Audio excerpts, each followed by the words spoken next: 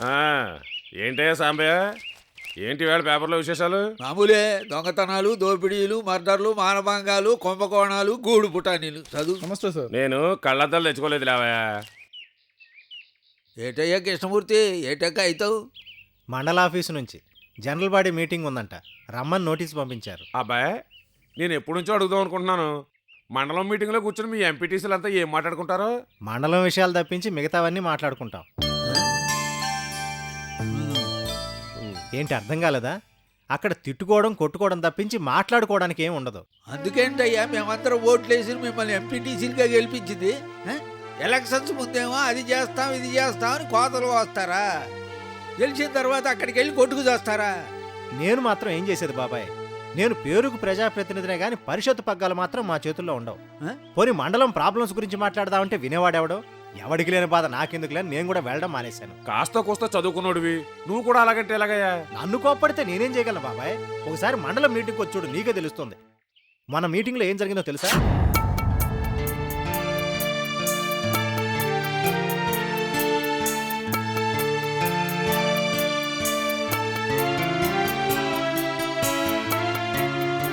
MDO గారు, sir, సమావేశం ప్రారంభిద్దాం.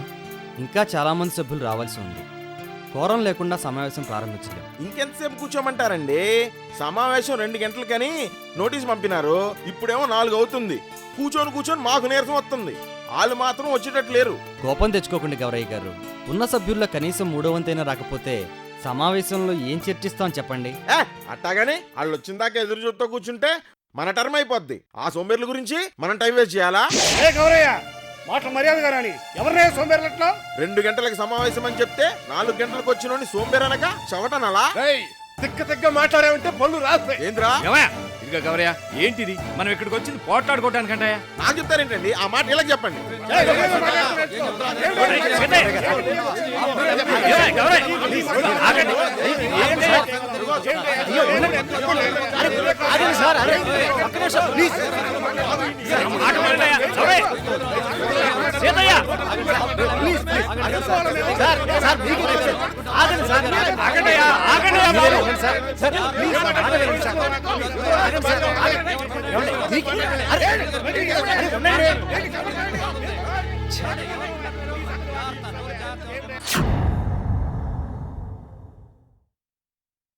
అయ్యేం మీటింగులు అయ్యా? మీరందరూ అక్కడ చేరి జన సమస్యల గురించి మాట్లాడుకోవాలి కానీ ఆస్తిపాస్తు తగాదాల్లాగానో పొలంగొట్టు తగాదాల్లాగానో పోట్లాడుకుంటే అట్టగా? ఎలక్షన్లప్పుడు మాకు చాలా వాగ్దానాలు చేసావు కదా, వాటి మాటేటి? ఈ పదవి గురించి తెలియక మీకు వాగ్దానాలు చేశాను. పదవిలోకి వచ్చాక తెలిసింది మాకే అధికారం లేదని. మాకంటే గ్రామ సర్పంచ్ నయం. కనీసం గ్రామంలో చేసే పనుల మీద ఆయనకు అధికారం ఉంటుంది. ఇలాంటి పదవిలో కొనసాగడం కన్నా రాజీనామా చేయడం మంచిది.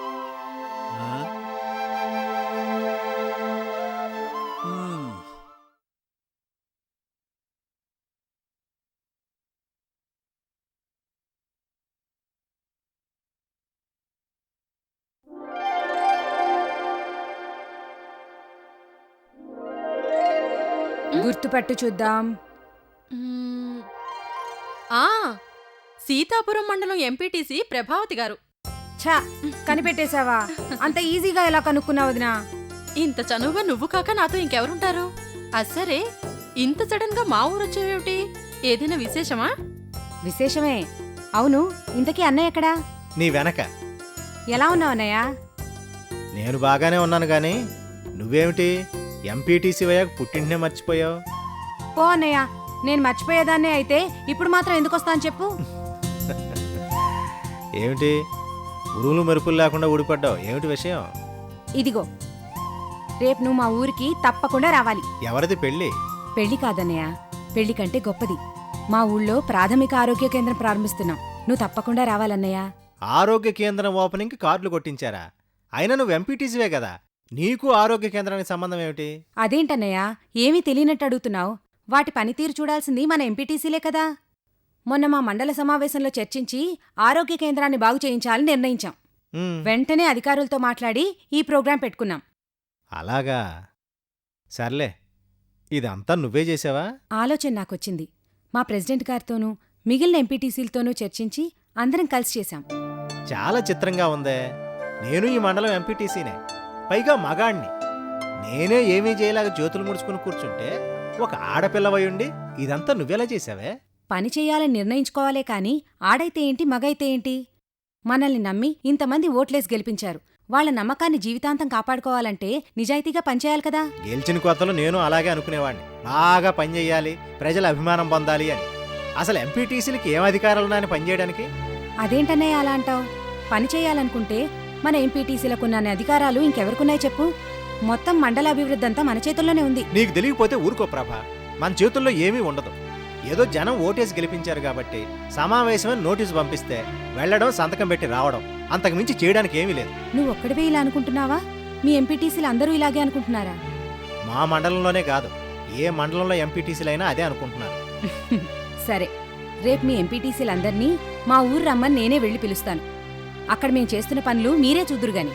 ఏమిటి చూసేది? నువ్వేమైనా ఎమ్మెల్యేవా, ఎంపీవా బొట్టెట్టి పిలవగానే రావడానికి? అరే, మా మండలంలో మీటింగ్ అంటేనే ఒక్కడూ రాడు, ఇక మీ మీటింగ్కి వస్తారా? వస్తారో రారో వాళ్ళిష్టం అన్నయ్య. నా ప్రయత్నం నేను చేస్తాను. నువ్వు మాత్రం తప్పకుండా రావాలి. మరి నేను వస్తాను. ఎక్కడికి వెళ్ళేది? భోజనం చేసి వెళ్తావు గాని. లేదొదినా, ఇంకా చాలా మందిని పిలవాలి. మరి నేను ఉంటాను. ఏమనుకున్నాను, భలే తమాషాగా మాట్లాడతావయ్యా నువ్వు. ఏమా ప్రభావతి, మీ అన్న చమత్కారే. మా చెల్లి కంటే కాదులేండి. నేను చెప్పినా వినకుండా మా వాళ్ళని పిలిచావు, చూసావో ఒక్కడూ రాలేదు.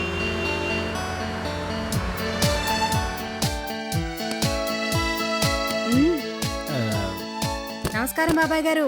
నమస్కారం అమ్మా. బాబాయ్ బాగున్నారా రాఘవయ్య గారు? బాగున్నానండి, మీరెలా ఉన్నారు? బానే ఉన్నా, రండి. పిలవగానే వచ్చినందుకు చాలా థ్యాంక్స్ అండి. నువ్వింత ఆప్యాయంగా పిలిచినప్పుడు రాకుండా ఎలా ఉంటానమ్మా? పైగా నువ్వేవేవో అభివృద్ధి పనులు చేస్తున్నావని చెప్పావు.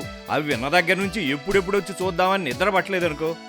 ఏంటయ్యా కృష్ణమూర్తి, ఒక్కడే వచ్చావు? నా దగ్గరికి వచ్చి ఇద్దరం కలిసి వచ్చి ఉండేవాళ్ళంగా. వద్దామని అనుకున్నానండి, కానీ వేరే పని పడి. అవునమ్మా, నువ్వు మా ఎంపీటీసీలను అందరినీ పిలుస్తున్నావు, ఏది ఇంకా అందరూ వచ్చినట్లేదు?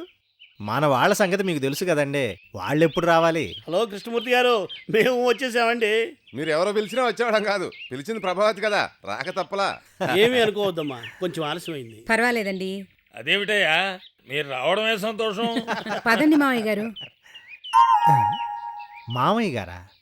నువ్వు ఎంపీటీసీవి కాదే, త్వరలో ఎమ్మెల్యేవని ఆశ్చర్యపోనక్కర్లా. రండి. ఇదండి మా ప్రాథమిక ఆరోగ్య కేంద్రం. ఏదో సూపర్ స్పెషాలిటీస్ ఆసుపత్రిలా లేకపోయినా మినిమం ట్రీట్మెంట్ గేలుతూ లేదు.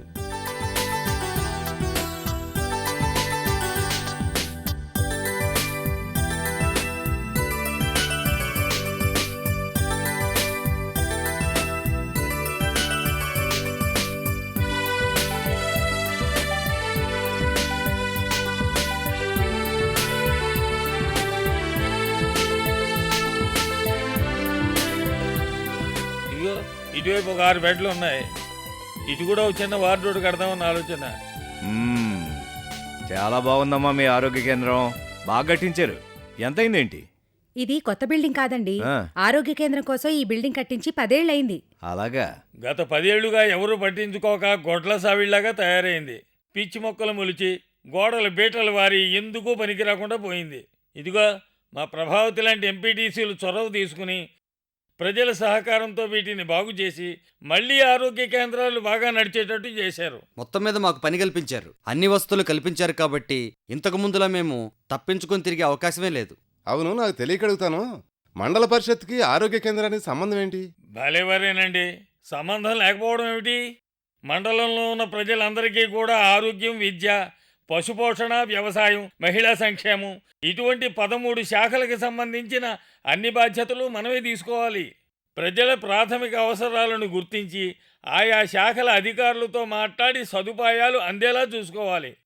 కేవలం ఆరోగ్య కేంద్రాలు ఏర్పాటు చేయడమే కాదు, మండలంలో ఉన్న ప్రజలందరికీ కూడా వైద్య సదుపాయం అందేలాగా చర్య తీసుకోవాలి. అవన్నీ ఆరోగ్య శాఖ చూసుకుంటుంది కదా. అదే పొరపాటు. ఆరోగ్యం మండల పరిషత్తు బాధ్యత. గ్రామ సర్పంచుల సహకారంతో అన్ని పనులు మనమే చూసుకోవాలి. అంతే కదా. నమస్కారం ప్రెసిడెంట్ గారు. నమస్కారం, రండి కూర్చోండి. అమ్మా ప్రభా, చెప్పండి. మన అగ్రికల్చర్ ఆఫీసర్ గారికి స్వీట్ తీసుకొచ్చి ఇవ్వు. అలాగే. ఏవో గారు, ఈ నెలలో 4 గ్రామాల్లోనూ వచ్చే నెలలో మరొక 6 గ్రామాల్లోనూ రైతు సదస్సులు జరపాలి. ఆయా గ్రామ సర్పంచులతో మాట్లాడి ఏర్పాటు చేస్తున్నాం. మీరేదో మొక్కుబడిగా సదస్సులు నిర్వహిస్తే సరిపోదండోయ్. ప్రతి గ్రామంలోనూ పర్ఫెక్ట్గా సదస్సులు నిర్వహించాలి. అలాగే. అవునండి ఓయ్, కొత్తగా వచ్చిన వంగడాలు, అంతర పంటలు, తీసుకోవాల్సిన జాగ్రత్తలు, ఇలా ప్రతి ఒక్క విషయం ప్రతి వ్యక్తికి అర్థమయ్యేలాగా సదస్సులు నిర్వహించాలి. తప్పకుండా. మీరు ఆ విషయం నాకు వదిలేయండి. రైతు సదస్సులు అంటున్నారు, వాటికి ప్రభుత్వం డబ్బులు ఏమైనా ఇస్తుందా? అలాంటిదేమీ లేదండి. మండల పరిషత్తు తరఫున మేమే ప్రతి గ్రామంలోనూ ఈ సదస్సులు నిర్వహిస్తున్నాం. ప్రతి మండలానికి ఒక వ్యవసాయ అధికారి ఉంటాడు కదా. పైగా దీనికి ఖర్చే ఉంటుంది, మైకు మంచినీళ్ళు తప్ప. ఏమిటో మీ మండలం అన్నీ కొత్తగా ఉన్నాయండి. ఎంపీటీసీలు ఇన్ని పనులు చేయొచ్చన్న సంగతే మాకు తెలియదు.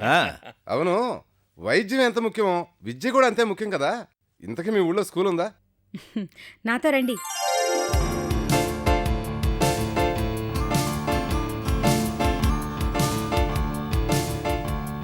ఇదేనండి మా ఊరి స్కూలు.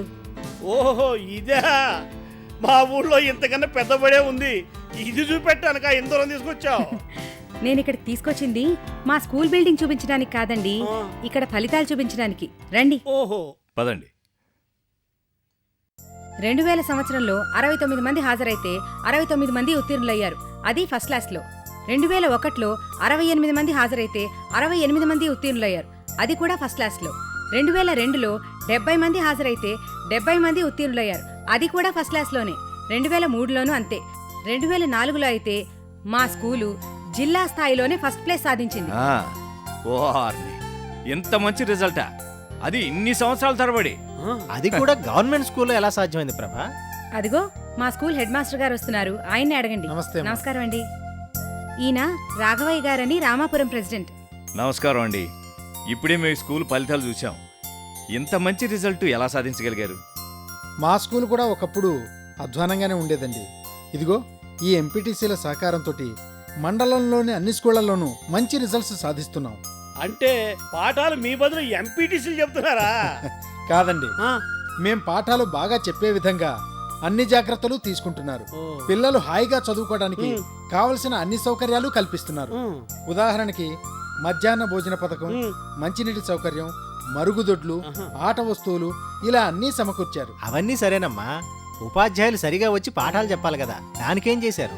ఏం లేదన్నయ్య, ఒక్కో మండలంలో సగటున 200 మంది ఉపాధ్యాయులు పనిచేస్తున్నారు. వాళ్ళందరూ సక్రమంగా పనిచేస్తున్నారో లేదో వెళ్లి చెక్ చేసేవాళ్ళం. అలా చెక్ చేయాల్సిన బాధ్యత మందే. సరిగ్గా చెప్పారు. అంతేకాదండి, ప్రతి స్కూల్లోనూ టీచర్స్తో తరచుగా సమావేశాలు ఏర్పాటు చేసేవారు. హాజరు పట్టి చూసేవారు. ఉపాధ్యాయుల సమస్యలు తెలుసుకునేవారు. విద్యార్థుల చదువు సంధ్యల గురించి వాకపు చేసేవారు. వెనకబడిన విద్యార్థుల కోసం ప్రత్యేక తరగతులు ఏర్పాటు చేయించేవారు. అలా అన్ని విషయాలు శ్రద్ధగా చూడబట్టే ఇంత మంచి ఫలితాలు సాధించగలిగాం. ఇవన్నీ చేయడం మూలంగా మేము ఎంత అనుభవం సంపాదించామంటే రేపొద్దున మా సొంతంగా స్కూల్ పెట్టుకున్నా బ్రహ్మాండంగా నడపగలం. సరేనమ్మా, మేము